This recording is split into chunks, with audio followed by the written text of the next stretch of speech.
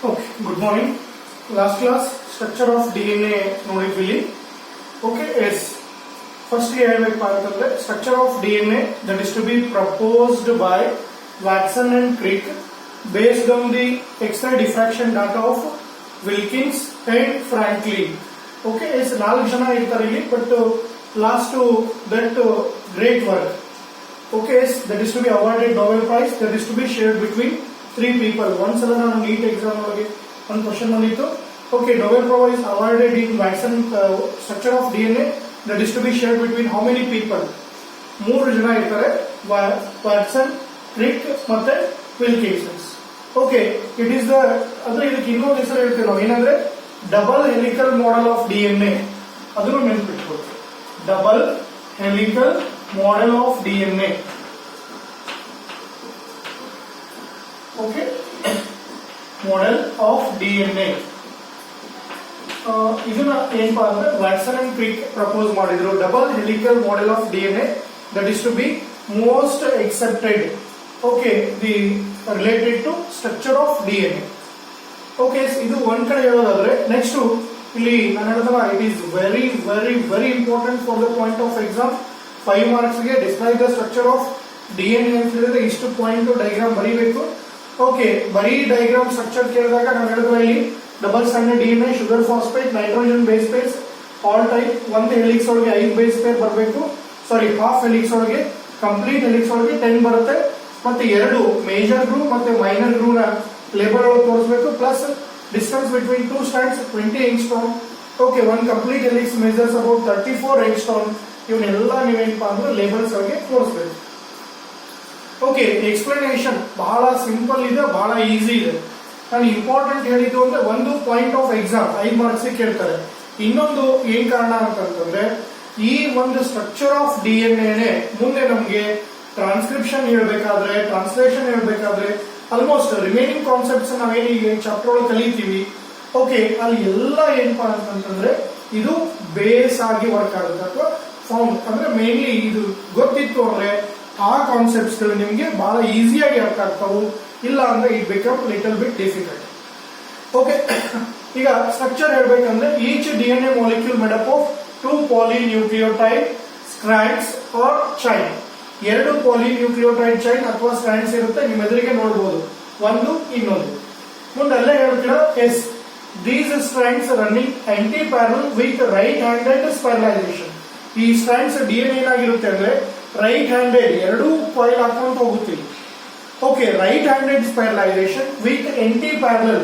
Okay, ಇಲ್ಲಿ ಇನ್ನೊಂದ್ ಕಡೆ ಲಾಸ್ಟ್ ಗೆ ನಾವು ಹೇಳಿದ್ವಿ BDNA ಅಂತ ಹೇಳಿ, right handed spiralization with 10 nucleotides ಇರುವಂತ DNA ನ BDNA ಅಂತ ಕರಿತೀವಿ.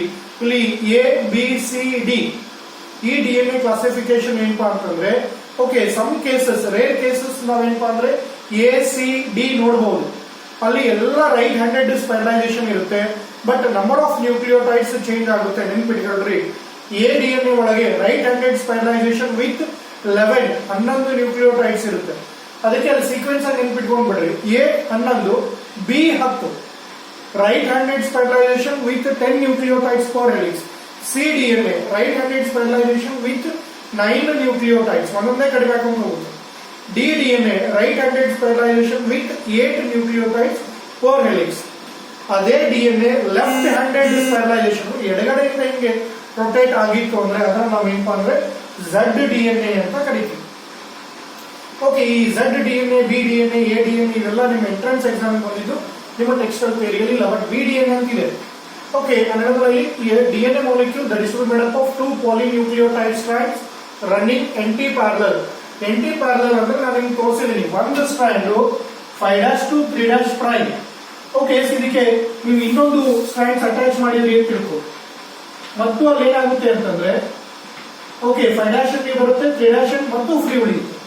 ಓಕೆ, ಈ ತರ ಒಂದು ಸ್ಟ್ರಾಂಡ್ ರನ್ ಆದ್ರೆ ಈ ಸ್ಟ್ರಾಂಡ್ 3' to 5' ಇರುತ್ತೆ. ಅದಕ್ಕೆ ನಾವೇನಂತ ಹೇಳ್ತೀವಿ ಅಂತಂದ್ರೆ ಆಂಟಿ. ಓಕೆ, ಪ್ಯಾರಲಲ್ ಅಂತ ಯಾಕೆ ಹೇಳ್ತೀವಿ ಅಂದ್ರೆ, one strand parallel to another, ಒಂದು ಇನ್ನೊಂದು ಪ್ಯಾರಲ್ ಇರುತ್ತೆ. ಇಲ್ಲಿ ಸ್ಟ್ರಾಂಡ್ ನೋಡ್ರಿ, ಅಲ್ಲಿ ಪ್ಯಾರಲ್ ಇರುತ್ತೆ. ಬಟ್ ಇವು ಹೆಂಗ್ ಪ್ಯಾರಲಲ್ ಅಂದ್ರೆ ಆಂಟಿ ಪ್ಯಾರಲಲ್. ಒಂದು strand chemical polarity 5' to 3' prime, ಇನ್ನೊಂದು 3' to 5'. ನಾನು ಆಗ್ಲೇ ಹೇಳಿದೀನಿ, ಇಲ್ಲಿ 5' ಎಂಡ್ ಅಂತಂದ್ರೆ ಅರ್ಥ ಏನಂದ್ರೆ ಈ ಪ್ಲೇಸ್ ಒಳಗೆ 5th ಕಾರ್ಬನ್ ಒಳಗೆ ಫಾಸ್ಫೇಟ್ ಫ್ರೀ ಇರುತ್ತೆ. ಅದಕ್ಕೆ ಮತ್ತೆ ಯಾವ ನ್ಯೂಕ್ಲಿಯೋಟೈಡ್ ಅಟ್ಯಾಚ್ ಆಗಿಲ್ಲ, 5th ಕಾರ್ಬನ್ ಫ್ರೀ ಇದೆ ಅಥವಾ ಫಾಸ್ಫೇಟ್ ಇದೆ ಅಂತ. ಅದೇ 3' ಎಂಡ್ ಅಂತಂದ್ರೆ ಆ ಪ್ಲೇಸ್ ಒಳಗೆ 3rd ಕಾರ್ಬನ್ ಒಳಗೆ OH ಫ್ರೀ ಗ್ರೂಪ್ ಇರುತ್ತೆ. 3rd carbon will be free. ಇಷ್ಟು ನೀವು ನೆನ್ಪಿಟ್ಕೋಬಹುದು. ಕೆಮಿಕಲ್ ಪೊಲಾರಿಟಿ ಅಂದ್ರೆ 5' to 3' ಅಂದ್ರೆ ನೀವೇನು ಕನ್ಫ್ಯೂಷನ್ ಇಲ್ಲ. 5th place of pentose sugar nucleotide carbon free ಇರುತ್ತೆ. ಇಲ್ಲಿ 3rd ಕಾರ್ಬನ್. ಅದೇ ತರ ಅಪೋಸಿಟ್ ಸ್ಟ್ಯಾಂಡ್ ಒಳಗೆ ಒಂದ್ ಕಡೆ 3rd ಇನ್ನೊಂದ್ ಕಡೆ 5th. ಈ ತರ ಏನಪ್ಪಾ ಅಂದ್ರೆ ಆಂಟಿ ಪ್ಯಾರಲಲ್ ಅಂತ ಹೇಳ್ತೀವಿ. ಅದಕ್ಕೆ ಅಲ್ಲಿ ಹೇಳ್ತೀವಿ ಒನ್ ಸ್ಟ್ಯಾಂಡ್ ರನ್ 5' to 3'. ನೀವು ಇದಕ್ಕೆ ಮತ್ತೆ ಒಂದು ನ್ಯೂಕ್ಲಿಯೋಟೈಡ್ ಅಟ್ಯಾಚ್ ಮಾಡ್ರಿ, 5' ಅಟ್ಯಾಚ್ ಆಗುತ್ತೆ, 3' ಮತ್ತೆ ಫ್ರೀ ಆಗುತ್ತೆ. ಅದೇ ತರ ಇನ್ನೊಂದು ಸ್ಟ್ಯಾಂಡ್ ಏನಪ್ಪಾ ಅಂದ್ರೆ 3' to 5' ಪ್ರೈಮ್ ಅಂತ ಹೇಳ್ತೀವಿ. ಓಕೆ, ಎಸ್ ಈಚ್ ಪಾಲಿನ್ಯೂಕ್ಲಿಯೋಟೈಡ್ ಒಂದೊಂದೇ ಸ್ಟ್ಯಾಂಡ್ಸ್ ಅನ್ನ ನೀವು ತಗೊಂಡ್ರಿ ಅಂತಂದ್ರೆ each polynucleotide strand is made up of backbone of sugar phosphate. Okay, ನೀವು ಇಲ್ಲಿ ನೋಡಬಹುದು ಎಲ್ಲಿ ಸ್ಟ್ರಕ್ಚರ್ ಒಳಗೆ. ಓಕೆ, ಶುಗರ್ ಫಾಸ್ಫೇಟ್ ಈ ತರ ಏನಪ್ಪಾ ಅಂತಂದ್ರೆ ಇಲ್ಲಿ ರನ್ ಆಗುತ್ತೆ. ಇಲ್ಲಿ 5th ಪ್ಲೇಸ್ ನಾವೇನ್ ತೋರಿಸ್ತೀವಿ ಅಲ್ಲಿ ಫಾಸ್ಫೇಟ್ ಫ್ರೀ ಇದೆ ಅಂತ ಅರ್ಥ. 3rd ಪ್ಲೇಸ್ ತೋರಿಸಿದಾಗ ಶುಗರ್ OH ಗ್ರೂಪ್ ಫ್ರೀ ಇರುತ್ತೆ ಅಂತ. ಓಕೆ, ಶುಗರ್ ಫಾಸ್ಫೇಟ್ ಇವೆರಡು ಫಾರ್ಮ್ ಏನಾಗುತ್ತೆ ಅಂತಂದ್ರೆ ಬ್ಯಾಕ್ ಆಫ್ ದ ಹೆಲಿಕ್ಸ್ ಆಗುತ್ತೆ. ನೆಕ್ಸ್ಟ್ ಬೇಸಸ್ ಇದಾವಲ್ಲ ಮಧ್ಯೆ ಇವೇನಪ್ಪ ಅಂದ್ರೆ ಪ್ರೊಜೆಕ್ಟಿಂಗ್ ಇನ್ಸೈಡ್. ಓಕೆ, ಅದಕ್ಕೆ ಇಲ್ಲಿ ವ್ಯಾಟ್ಸನ್ ಅಂಡ್ ಕ್ರಿಕ್ ಈ ಸ್ಟ್ರಕ್ಚರ್ ಆಫ್ DNA ಹೇಳ್ಬೇಕಾದ್ರೆ ಬಹಳಷ್ಟು ತಲೆ ಕೆಡಿಸ್ಕೊಂಡಿರ್ತಾರೆ. ಅವ್ರಿಗೆ ಒಟ್ಟೆ ಈ ಮಾಡೆಲ್ ಹೆಂಗಿದೆ ಅಂತ ಅವ್ರ ಇಮ್ಯಾಜಿನೇಷನ್ ಬರಲ್ಲ. ಅದಕ್ಕೆ ಅವರಿಗೆ ಲಾಸ್ಟ್ ಒಂದ್ ಕಡೆ ಎಲ್ಲಿ ಅಂತಂದ್ರೆ ಓಕೆ ಎಸ್ ಒಂದು ಸ್ಪೈರಲ್ ಸ್ಟೇರ್ ಕೇಸ್ ಕೆಳಗಡೆಯಿಂದ ಮೇಲ್ಗಡೆ ನೋಡಿದಾಗ ಅವ್ರಿಗೆ ಈ ಐಡಿಯಾ ಬರುತ್ತೆ. ಅವಾಗಲೇ ಈ ಮಾಡೆಲ್ ನ ಪ್ರಪೋಸ್ ಮಾಡ್ತಾರೆ, ಸ್ಪೈರಲ್ ಸ್ಟೇರ್ ಕೇಸ್. ಅವಾಗ ಈ ಸ್ಟ್ರಕ್ಚರ್ ಆಫ್ DNA ನ ಸ್ಪೈರಲ್ ಸ್ಟೇರ್ ಕೇಸ್ಗೆ ಕಂಪೇರ್ ಮಾಡ್ತಾರೆ. ಎದಕ್ಕೆ ಕಂಪೇರ್ ಮಾಡ್ತಾರೆ ಅಂತಂದ್ರೆ ಈ ಶುಗರ್ ಫಾಸ್ಫೇಟ್ ಈ ಸ್ಪೈರಲ್ ಈ ಫಿಲ್ಮ್ ಎಲ್ಲ ನೋಡಿರ್ತೀರ ನೋಡ್ರಿ, ರಿಂಗ್ ಇರುವಂತ ಸ್ಟೇರ್ ಕೇಸ್ ಅಲ್ಲಿ ಸೈಡ್ ಬಾರ್ ಅಂತ ಆಕ್ಟ್ ಆಗುತ್ತೆ. ಅದರೊಳಗಿರೋ ನೈಟ್ರೋಜನ್ ಬೇಸಸ್ ಏನಪ್ಪಾ ಅಂದ್ರೆ ಪೆಂಟೋ ಶುಗರ್ ಆಗಿ ಆಕ್ಟ್ ಆಗುತ್ತೆ. Okay, yes next each polynucleotide strand is made up of backbone of sugar phosphate, the bases projecting inside. Here base pairing okay is always specific. Purine is one pairs with pyrimidine. Okay, ಅದಕ್ಕೆ ಇಲ್ಲಿ ಒಂದು Chargaff rule ಅಂತ ಬರುತ್ತೆ. Okay, Chargaff rule ಅಲ್ಲಿ next ಈಗ ಅದನ್ನೇ ಹೇಳೋಣ. Chargaff rule, ಆ ಚಾರ್ಗಾಫ್ ರೂಲ್ ಒಳಗೆ ಅಕಾರ್ಡಿಂಗ್ ಟು ದಟ್ ಇಲ್ಲಿ purine always pairs with pyrimidine. Okay, pyrimidine always pairs with purine. ನಾವು ಅದನ್ನು ಅಬ್ಸರ್ವ್ ಮಾಡಬಹುದು. ಓಕೆ, ಎಸ್ ಇಲ್ಲಿ base pairing always specific. adenine always pairs with thymine or thymine always pairs with adenine.